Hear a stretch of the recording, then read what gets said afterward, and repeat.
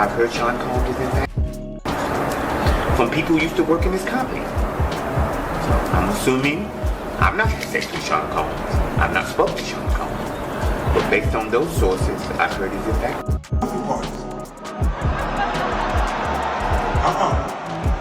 You from the front and the back at the same time? What are you talking about? Look, if you're into that, I'm fine with it. To each his own. I'm just saying, this ain't my mother. Like, it's uncomfortable. I think I belong in the girls' bathroom. Busta Rhymes' transgender associate just stepped forward and put the entire industry on blast, exposing what really went down between Busta and Diddy. There have always been rumors surrounding Busta and his alleged preferences, and now, we're finally getting some real answers. At the center of all this controversy is a bold, unapologetic voice, Toni Newman, a former trans escort and longtime whistleblower who's been revealing the industry's darkest secrets. She isn't just speaking for attention. Her claims have poured gasoline on a fire that 50 Cent ignited himself.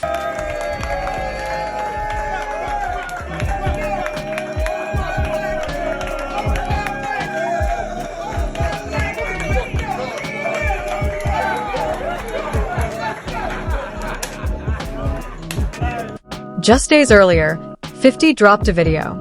And it wasn't just any clip.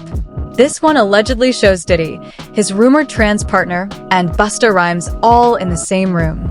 According to those who've seen it, the energy was completely off. It had the same vibe as one of those adult parties that 50 has been warning folks about for years.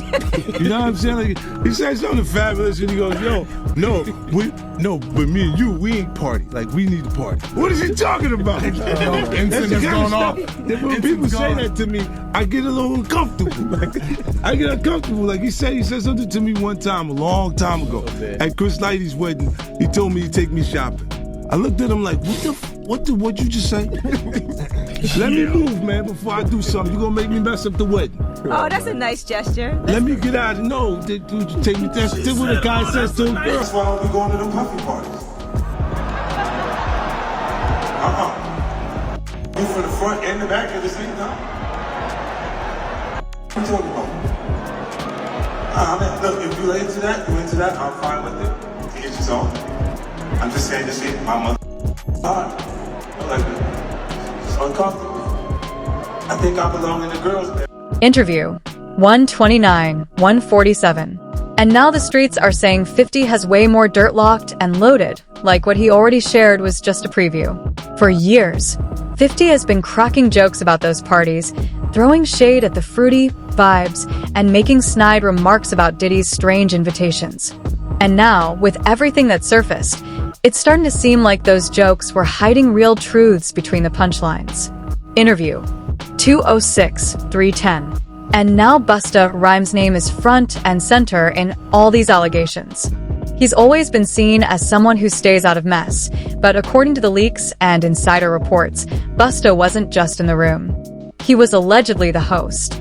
Some sources, including Toni Newman, were among the first to claim he was actively bringing people in. And not just anyone, not bottle girls, not IG models, but young male fans. I've heard Sean Combs is in fact from people who used to work in this company. So I'm assuming I'm not sexually Sean Combs. I've not spoken to Sean Combs. But based on those sources, I've heard he's in fact. Some reports even allege he was handpicking them, entertaining them in his own space, before passing them along to Diddy.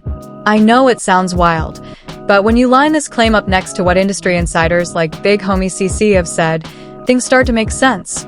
According to CC, who's been around VIP lounges and high-profile events for years, Busta had some unique club requests.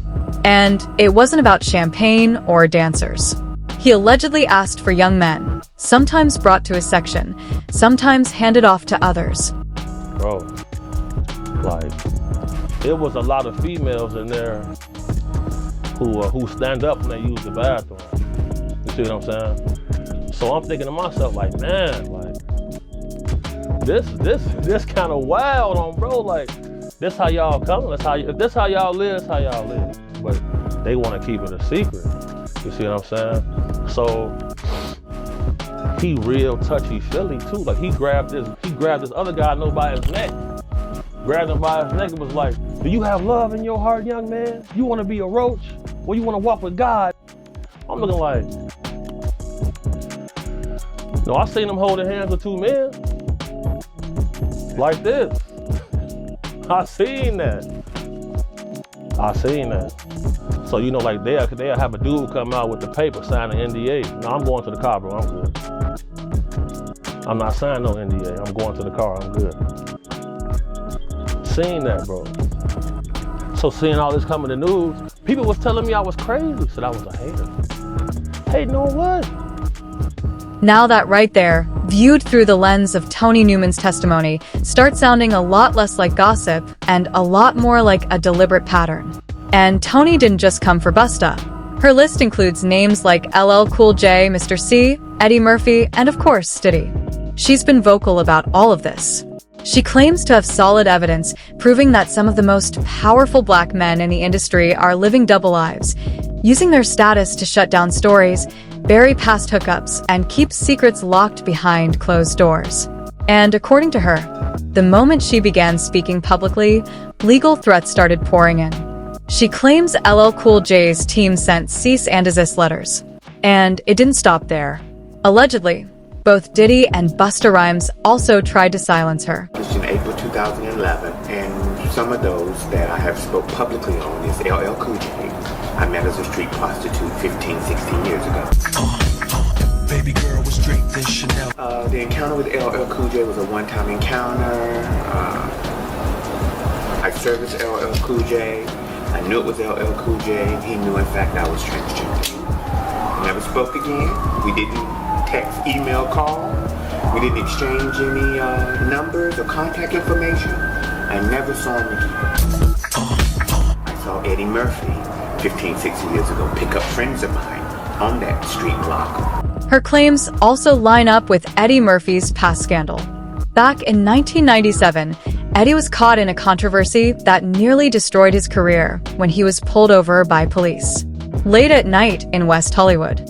It was supposed to be a routine stop, but guess who was in the car with him? A 20-year-old transgender escort named Addison Shalimar Sully. Now, Eddie claimed he was simply trying to help, that he was being a good Samaritan, just offering someone a ride. But when police dug deeper, it was revealed that Nicole, his partner, and the kids were out of town at the time, and he had picked her up at 4 a.m. Eddie said he had gone out looking for something to read when he came across her on Santa Monica Boulevard in LA, and he claimed he had no idea she was trans. I'm gay, and I'm not, and that's what's weird about this, to have your duality question and your moral fiber question and all that, when all I was doing was trying to be nice to somebody. Eddie Murphy tells E.T. that his wife and children were out of town, says he wanted something to read and went to a late-night newsstand. He stopped here and picked up the suspected transsexual at 4:45 in the morning. He says he thought he was aiding a distraught woman. Looks like a pretty Hawaiian girl in the corner crying. It looks like she was crying. She goes, "Oh, Eddie Murphy." She noticed him at the light. She recognized Eddie Murphy. Oh my God. So I go, "What are you doing? Why are you out here working the streets so late?" She goes, "Oh, I'm on my way home. Can you give me a ride?" It gets even darker when you consider the case of Orlando Brown. People have mocked him for years, brushing off his wild stories as just chaotic rants from someone who lost his way. But if you go back and actually listen, he's been calling out Busta Rhymes for a while now. At one point, Orlando even claimed he had a relationship with Busta.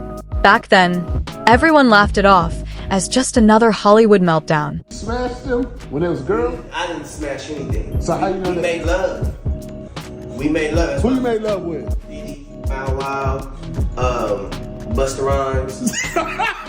You just told me you see Busta in the airport too. That motherfucker tried to act like he didn't know you. You smashed Drake? But now, folks online are wondering if Orlando may have actually been one of the young fanboys, allegedly passed around, used, and discarded. It's a disturbing image, especially when you look at how Busta Rhymes has acted in public over the years. He often gets defensive, even borderline aggressive, whenever topics around sexuality are brought up. Go back to 2006, he was accused of hurling a homophobic slur at a male fan in a bar. Just a year later, he walked out of a radio interview the moment someone brought up homophobia in hip-hop. No debate, just dipped. At the time, people chalked it up to him being uncomfortable. But now, folks are starting to ask, if someone's this triggered by a question, what exactly are they hiding? And it's not just the interviews. That dinner party footage with Diddy, Coi Leray, and Busta? Yeah, that one had the internet rewinding every frame. In the clip, Diddy stands near Coi, while Busta smirks from across the table, then gives Diddy a little shoulder tap. A subtle, go ahead, big bro type of gesture. Coi's face? Not smiling, not vibing, just visibly uncomfortable. The internet ate it all up.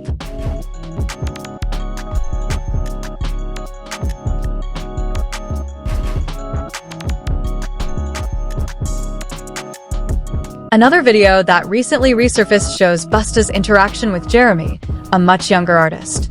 In the clip, Busta leans in way too close, even appears to sniff him at one point. Jeremy looked clearly uncomfortable, though he tried to laugh it off. At first, people thought Busta was just being goofy, but that kind of playfulness doesn't seem so harmless when it's surrounded by serious allegations.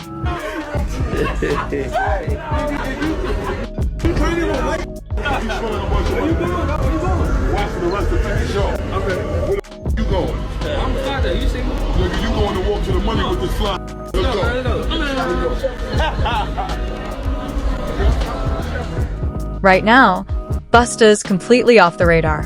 While Diddy's legal chaos is splashed across every media outlet and 50 Cent's documentary teasers keep going viral, Busta's gone ghost.